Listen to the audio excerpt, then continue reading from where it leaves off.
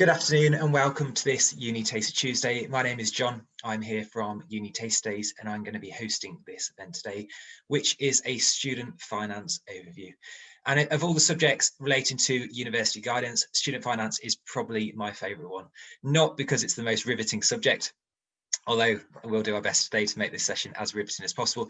It's actually because it's the one area of university guidance that loads of students just don't get. They often make mistakes. They often think they can't afford university without knowing how student finance works. And that's why I think it's so important that everyone watching this, whether you're watching it live or watching back as a recording, whether that's as an individual student or through your school group, really finds out the key facts about university so that you can make a decision based on whether to go to university, knowing about how student finance works and how you're going to be able to afford to go to university, but also afford your living costs when you get there. In terms of this event, I'm delighted to be joined by three colleagues today that's going to explore student finance with through this event. That is Natalie Wignall, who's joined us from Middlesex University London, as is Sophie Alexis. They are both education liaison and outreach officers. And also we're joined by Sarah Jones. Sarah is a student life manager at the University of Bradford. Natalie and Sophie are going to open things up just with a general student finance overview to include how you're going to pay for university, how it works in terms of, perhaps a little bit on budgeting, the key facts you need to know about student finance. And then Sarah is going to speak second with a session looking at health courses and the support that's available in terms of student finance for health courses as well. I'm always very conscious with these events. You've tuned in to hear from our excellent speakers, not from myself. So with that, I'll pass things through to Sophie and Natalie from Middlesex University London, who are going to provide an overview of student finance. Over to you both. Thank you. Hello everyone. Thank you so much for having us speak today. As John said, I'm Sophie and I'm joined by my colleague Natalie, and we'll be delivering this presentation today. So there is quite a lot to get through, but if you're going to take anything away from this presentation, we've got 4 key points that we want you to remember. You can get financial support to help with the cost of going to higher education from the government. So you only have to pay back your loan after you finish your studies and only when you're earning over a certain amount. There can be some common misconceptions that you need to pay it back all in one go, but we're hopefully going to be able to work through that with you today so that you'll know really how it works when you are repaying back your loan amount. Any outstanding loan is written off if you don't pay it back within 30 years, even if you haven't paid it off in full. And there is additional support that is available for people who might need it as well. So let's have a look at student loans. There are 2 loans that you can take from the government as a kind of standard package. These loans are given to you to help you with the cost of going to higher education, and they aren't like bank loans. So if you do change your mind before you do attend university, you can cancel your loan application before your studies start without paying anything, because you haven't taken the money from them. You then don't need to pay it back. So we're going to look in a bit more detail at both the tuition fee loan and the maintenance loan and see how they kind of differ and how you can apply for them basically. So before we get on to do that, we'll just quickly touch upon some additional support that is available to you. So if you are a student who is registered as disabled or has a learning difficulty, there is a pot of money that you can access, which is called the DSA, Disabled Students Allowance. And what this money is designed to do is to help you with your studies basically. So if you are disabled and perhaps you need some ergonomic equipment, or a kind of reader or some software that might need to go on your computer to help you study, you can access that money through the DSA. You do have to make an application for it, and you also do need to take out student finance, but this is money that is used to support you while you're learning, and you don't need to pay it back. So that's quite a nice kind of bit of information for you to know. There is also some grants that can be given to you if you have a financially dependent child or adult who is financially dependent on you. And if you are a student who is looking to study nursing, midwifery or allied health profession courses, there is some extra support available for you as well. All information is on the student finance websites or gov.uk. You can find out more information on there as well. So let's have a look at the tuition fee loan. It's quite simple on how you can apply for it. And what it does is exactly what it says. It covers the cost of your tuition, so the cost of your course that you're wanting to study. And there's 4 easy steps for you to remember. You need to decide which course you want to study and where. And this is probably the most difficult bit out of it all, because actually where you're going to study will be where you will be for 3, maybe 4 years, depending on the course that you choose to do and the length of the course. So deciding where you want to go is your first step. Then once you've decided that, you can make your application through the gov.uk website. And that's listed there, gov.uk/student finance. And once you have enrolled at your chosen university, the money gets paid directly into that university's bank account in 3 instalments per year. So this is money that you don't see, but you still need to apply for it in order to pay for your tuition costs. And the most important thing is that you don't need to pay anything back until you have left university and you start earning above what we call the repayment threshold. Now, this currently stands at £26,000, £575 a year. And once you earn this or above this, you only pay back 9% of anything above the threshold. So just remember that, because we will come back to it in a bit more detail as we go through the presentation. So the maintenance loan, this is the kind of more funner bit, or the nicer bit. This is money that gets given to you.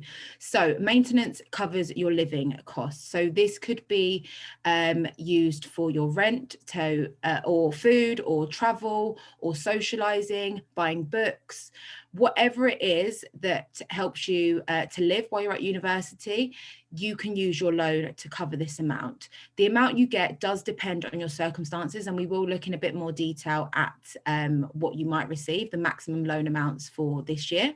And it looks at your household income and actually where you would like to live and study while you're going to university. Once you've applied for the loan, it gets paid into your bank account in 3 instalments, similarly to the tuition fee loan, except it goes into your bank account directly. And then it's completely up to you how you budget and think smart about your spending. And we've got some slides that will look at how to budget best as you're at university.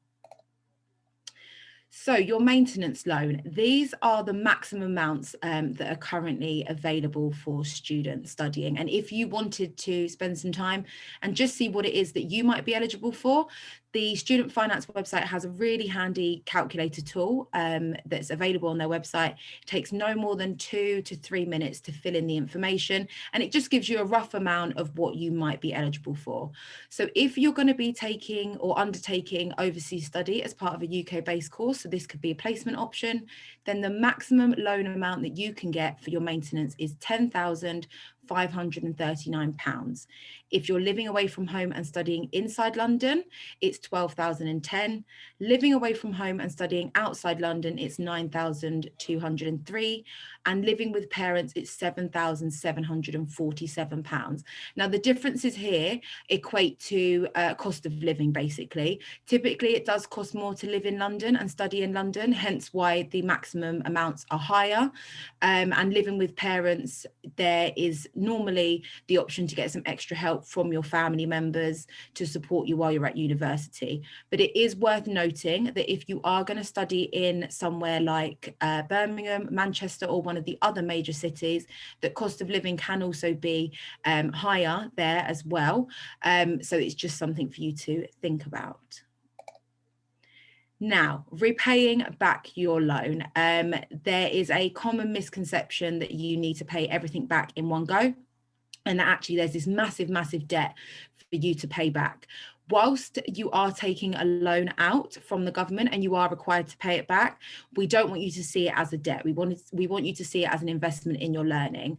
But there are some real key important information that you need to remember when you are repaying back your loan. So loans are combined for the purposes of repayment. So that means that your tuition fee and maintenance loans are combined, and you get one figure once you finish university. You actually don't start paying back your loan until the April after you've finished your course and you're earning over the repayment threshold. Now, at the moment, the repayment threshold is £26,575. This keeps pace with average earnings and has seen a massive increase. When I was at university and when I finished, it was £21,000. Then it moved to 25, and now it's sitting at £26,500. So let's have a look at an example here. Say I was earning, so I finished university, and the April after I finished my course, I was earning £28,575. Now, this is £2,000 above the repayment threshold. As it stands, you only pay back 9% of anything above the repayment threshold. So when you work that out, that equates to £180 each year, or £15 per month. So that is less than a pair of trainers, less than a PS4 or PS5, now that that's out, PS5 game, or if you get your nails done, or if you spend money on clothes. When you equate it to kind of the amount that you might be spending currently with socializing, things like that, it actually isn't that much money per month. And it does come out with your deduction, so with tax, national insurance, things like that. So it's just a way for you to kind of put repayments back into perspective, basically. So if you remember anything from this slide, then remember that you don't pay back anything until the April after you've left your course and earning above the repayment threshold. Payments do get taken directly from your salary for most people. There used to be another myth that if you finished university and moved abroad, that actually you could get your loan written off. That's not the case. You do still need to pay. But if you don't pay back your loan after 30 years, it does get written off.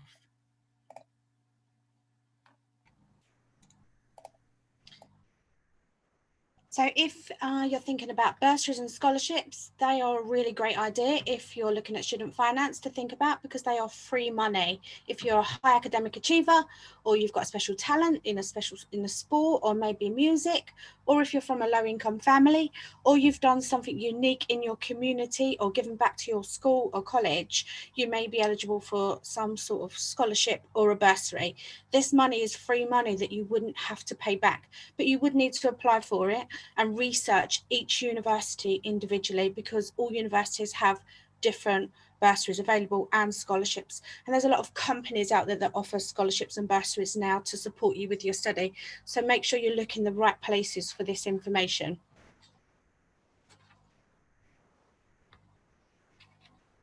So when you're thinking about budgeting, things to think about, it's really important that you write this down at the start of your journey when you're thinking about going to university.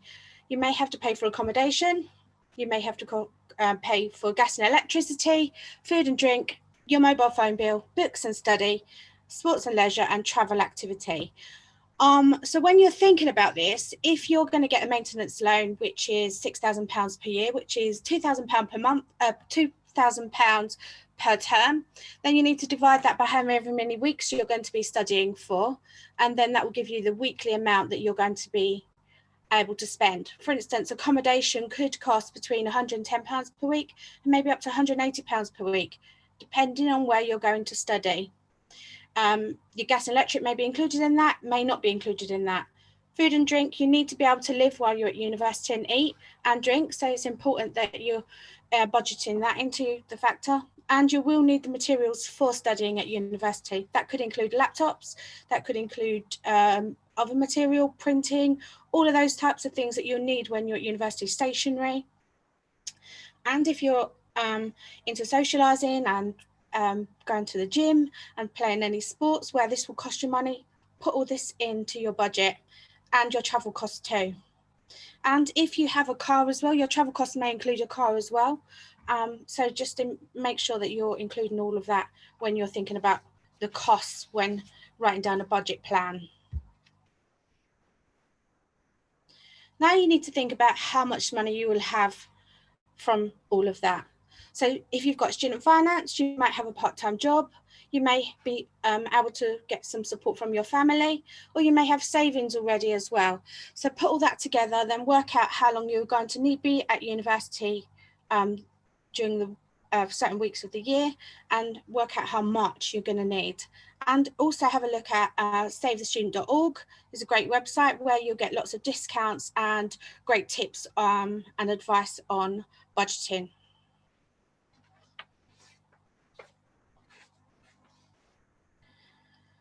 So ways to increase your income is get yourself a part-time job. It's really important. You may have a part-time job and you're going to be moving away from home, but if you're working for a large organisation, you may be able to transfer your part-time job. Or you may be in a position where you're to chat to your family members and your parents to see if they're able to help you. Also, open a student bank account where the interest rates are maybe 0% for an overdraft facility, but make sure that you're able to pay that back. You want to be able to pay that back and not make it too large. Check that you are actually getting the correct funding available to you. And as already said, apply for the grants from all the universities where you may be eligible for. Look for saving money tips everywhere that you can. And that means looking on websites, signing up for the NUS card, all of those things. Ask for help. It's really important if you are struggling that you ask for help. Somebody at the university will be able to help you. A good part-time job to consider is a student ambassador. All universities have a student ambassador scheme. They're very flexible jobs where that you get involved with open days, supporting admin, maybe making media videos right now, also supporting younger students, visiting students at higher education fairs, all of those things. It's a really great way to increase your employability skills and it's a great experience for your CV. So it represents the university you're studying at and you're getting paid for the job as well. So as I say, all universities offer a student ambassador scheme. Ensure that you look at that as soon as you're thinking about applying to university because it's a great flexible part-time job. So next steps, register an account at gov.uk/student finance. This usually opens in around February to May. Make sure you're looking at the deadlines for you, but do your research. There's lots of information available out there for you to get help when budgeting and thinking about student finance. Thank you very much, Natalie. Natalie and Sophie, sorry, a great introduction to the various aspects of student finance. And I'd love the way that you mentioned about working when you're actually at university and schemes like student ambassador schemes, because a lot of people that know a fair bit about student finance actually often say that what students are often worried about is the cost of university and their tuition fees.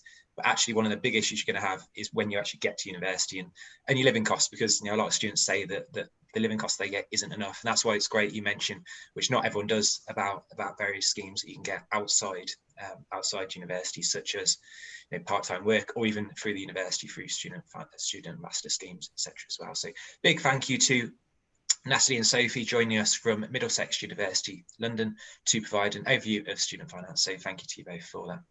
Our next speaker is Sarah Jones. Sarah is joining us from the University of Bradford, and Sarah is the Student Life Manager over in Bradford.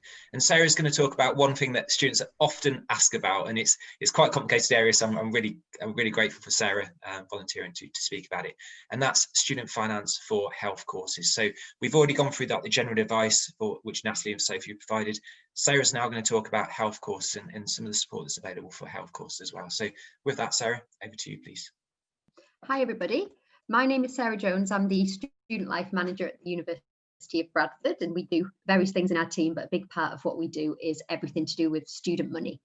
So I'm here today to talk to you about the funding for health courses, and I'll explain a little bit later exactly what I mean by health courses. But if you're here because you're interested in medicine, that's not something that we're going to be covering in this session. We're looking more at the other courses that we as Bradford may offer or other universities offer, looking at health courses. So I'll explain that a little bit later.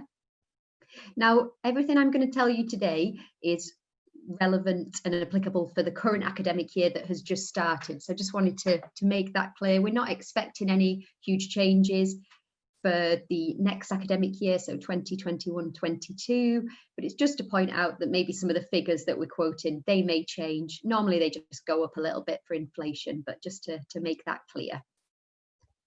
Okay, so when we're looking at health courses, the package that's available to you will be funding through Student Finance England. And I know Sophie and Natalie have just done a great job explaining all of that, so I'm not going to go through all of that again with you, but just to make it clear that that funding is available to help students.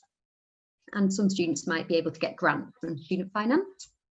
Now, there is also something called the NHS Learning Support Fund. So most of the presentation today will be looking at the NHS Learning Support Fund.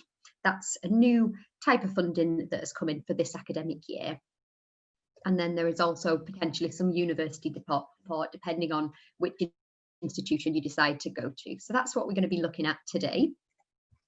If we start off looking at student finance, as I say, not going to go through all of this again with you, but just to make clear that students studying on the health related courses are able to apply to student finance. So if you live in England, it will be Student Finance England. If you live in one of the other regions of the UK, you will apply to your funding body. So Student Finance Wales, Student Finance Northern Ireland, or SAS in Scotland. So you will need to, if you're tuning in today from one of those regions, you do need to look at your specific funding agency to find out what's available, but you will be entitled to apply for that funding. Okay, so now we're going to move on to the NHS Learning Support Fund. Now, this is funding that the government has introduced for this academic year that has just started, and it's a real positive step. It means that students studying on these courses are now entitled to a significantly higher amount of funding than they were previous. So here at Bradford, we have lots of students studying on health-related courses, and it's a real step forward, we feel, in terms of supporting those students. So it's great that it's started this year. Now, the NHS Learning Support Fund is available to students who are studying on nursing or midwifery courses and what are called allied health profession courses. So it's quite a long list of courses that are eligible for this funding. Now, we don't do all of these courses at Bradford. We have some of them, but there's universities throughout the country who will have some of these courses. I've got to say, I'd never heard of orthotics before. That's something I'm going to need to look into. No idea what that is, but I know the rest of them. But that's a list of the courses that are available. So if you're thinking of doing one of these courses and you can see it on the screen, it means that you are entitled to get the NHS Learning Support Fund. Now, this list is available through the NHS Learning Support Fund website. If you just put that into Google, it's the first website that comes up. And if you just want to double check that the course you're thinking of doing is covered, go onto that website and you can find that out. So that's the list of courses that are eligible for the NHS Learning Support Fund. Okay, so the Learning Support Fund is paid in addition to the funding available through Student Finance. So, you know, the vast majority of students will apply for all of the funding that's available to them. And if you want to do that, then that's fine. Some students might decide that because they know they're getting funding through the Learning Support Fund, they might not take out a maintenance loan or as much, but that's completely dependent on your circumstances. I really recommend you get in contact with the money advisors at whichever university you think you're going to so they can talk you through all of that. But this is paid in addition to the funding available through Student Finance. It's not income assessed, so your parents' income is not going to be taken into account for this. With Student Finance, part of the maintenance loan is income assessed, but with the NHS Learning Support Fund, it's not income assessed at all. So just to make that really clear, some people think they're not entitled to this because their parents might earn a lot of money, but no. The NHS are not interested in parents' income, and they're also not interested in your income as a student. So if you're planning on working part-time while studying, that's not going to impact on the NHS Learning Support Fund. Some more good news is it's non-repayable. So this money has been made available by the NHS to encourage students to study these courses and to make sure that once they're on those courses, they're able to finish their studies. So it's non-repayable. That's one of the conditions that they brought in. So that's good news. You're never going to need to pay this back. And how this is paid to you is in 3 instalments throughout the academic year. So that's similar to how your student finance is paid. But what the NHS have done, which we think is a really brilliant idea, is that they've set it up. So if a student is starting in September, which is when most of our students would start, you will get your first instalment of student finance about 3 days after your course has started, as long as your finance is set up. So students are going to get that funding the end of September, and then the first payment of the NHS Learning Support Fund is going to be paid towards the end of November. So that will mean that students will get some money from their student finance maintenance loan and any grants that they get through student finance at the end of September. 2 months later, they'll get their first instalment of NHS Learning Support Fund. Then in January, they'll get another payment of student finance. In March, they'll get another payment of the NHS.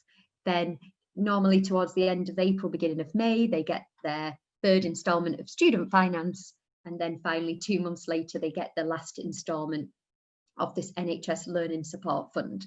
So we're really hopeful that that will mean that students hopefully will be able to take advantage of the kind of advice that we give them around budgeting, and it should hopefully really help them to manage their money effectively as a student, which has been an area where some students on health courses have struggled in the past. So that's how it's paid to you in 3 instalments throughout the academic year.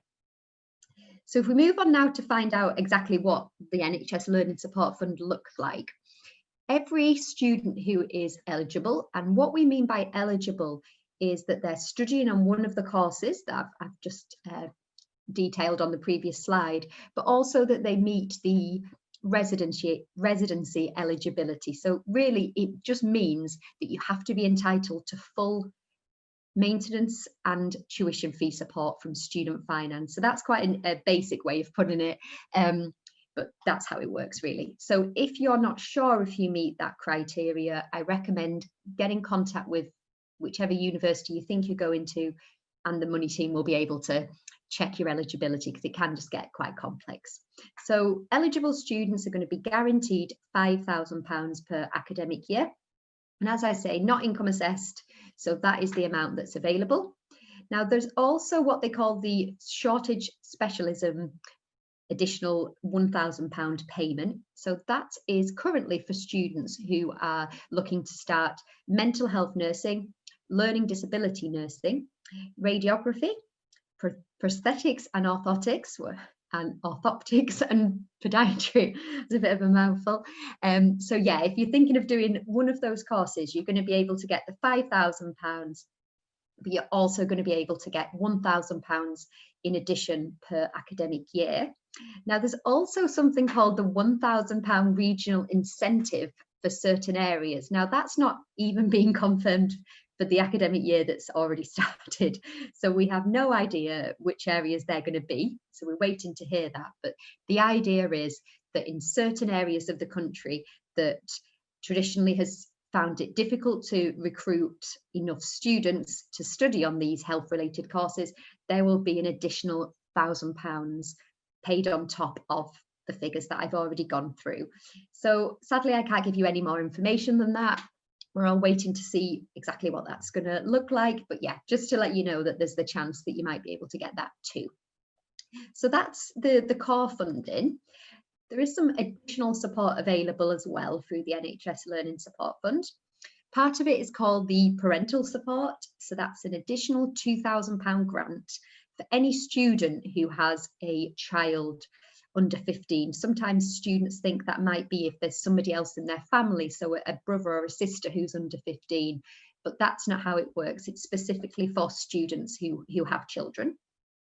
So in the middle, we have the travel and dual accommodation expenses. So that's very handy. That supports lots of students, because on these health related courses, it's very likely you'll spend In some cases, if you're doing something like nursing or midwifery, you might be spending significant amounts of time doing placements.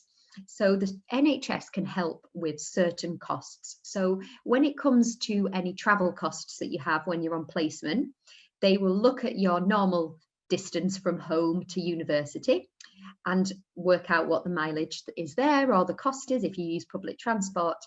And then if when you're on your placement, you're going to have higher costs because you're going on placement, they pay the difference. So that's the travel expenses. And there's also something called the dual accommodation expenses, which is for students who are sent on a placement which might be quite far away from where they live, so they can't reasonably commute there. Or it might be that you're doing night shifts and it's just going to be better if you can stay over. So if that's the case, the NHS Learning Support Fund covers the cost of those. So that's an important one to point out, because that can be a concern for some students studying on the health related courses, because they know they're going to be on placement a lot and they might just be worried about how that's going to work. But the NHS do have support in place for that. And then on the right hand side, we have something called the Exceptional Support Fund. So that is a hardship fund. So you can't apply for that in advance of starting your course. The idea behind that is if a student starts on a course and then for whatever reason, something unexpected might happen, and students can apply to the Exceptional Support Fund for finance to help them stay on course. So over the last few months, we've had lots of our NHS students who have been impacted because of COVID. They might have lost their job, or a partner might have lost their job. So we've had a number of students who have had to apply to the Exceptional Support Fund for that. And if students are successful with that, they can receive up to £3,000, and that is a grant. So that's something that you would not have to pay back. But as I say, that's not something we would want anybody to start their course relying on getting, but it can just be reassuring to know that if something does happen and you struggle financially, there is support available. And you know, at Bradford and at every university, they will have an institutional hardship fund available as well. So there is quite a lot of support that's available. So that's the NHS Learning Support Fund. So there's already been mentioned, but it's also really important that when you're looking around at universities, you find out what support is available from them. Our health related students are entitled to scholarships and bursaries that we offer at the University of Bradford. But if you look at every institution, they all have different schemes available. So do make sure when you're looking around that you take that into account as well. Okay, so that's everything. I appreciate I went through quite a lot there. So if you do have any questions, I've got our contact details on the screen, and you're welcome to contact our team, and we're happy to talk through all of that with you. Thank you.